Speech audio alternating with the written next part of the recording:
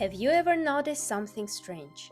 The exact same food can feel like pure heaven to one person and be completely disgusting to another. And the strange part isn't that people have different tastes. The strange part is that it almost feels like we are not experiencing the same reality at all. Because here's where it gets weird.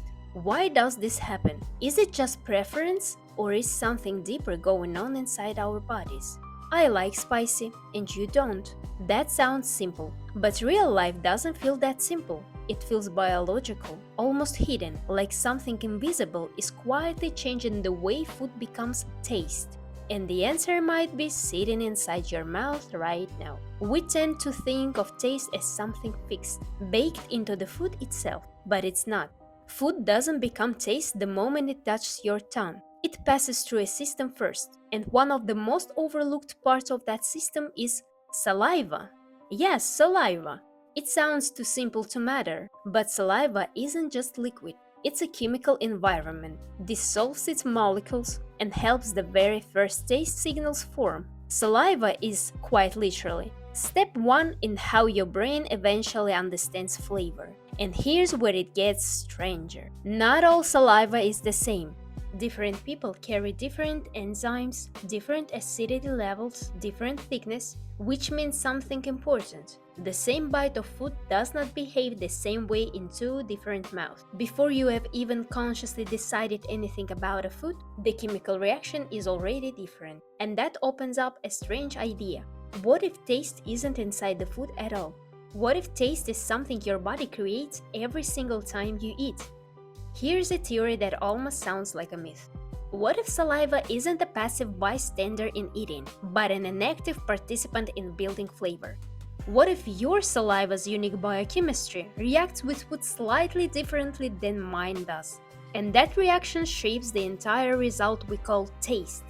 So what tastes delicious to one person and disgusting to another might start at the level of chemistry, inside the mouth, before the brain even gets involved. And suddenly, taste stops being stable. Because after the first chemical reaction, smell gets added. And smell makes up a huge part of what we actually call flavor. Then texture, then memory, then the brain. And the brain does something even more important. It doesn't directly taste food. It interprets signals and builds the final experience out of everything it receives. That final experience is what we call taste. So maybe taste was never in the food. Maybe it's a reconstruction, a personal simulation built by your body and brain every single time you eat. And that's where reality starts to feel strange again. Have you ever had this moment? Someone tells you a dish is incredible, you try it, and you genuinely cannot understand what they are talking about. Or the reverse, you love something and someone else reacts like it's unbearable.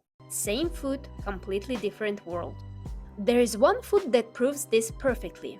Durian. Some people describe it as creamy, sweet, almost addictive. Others can't even get past the smell. Same fruit, two completely opposite experiences. So what's actually happening here? Why does one object create two opposite realities? Maybe the real question isn't what does food taste like? Maybe it's what does your body turn food into?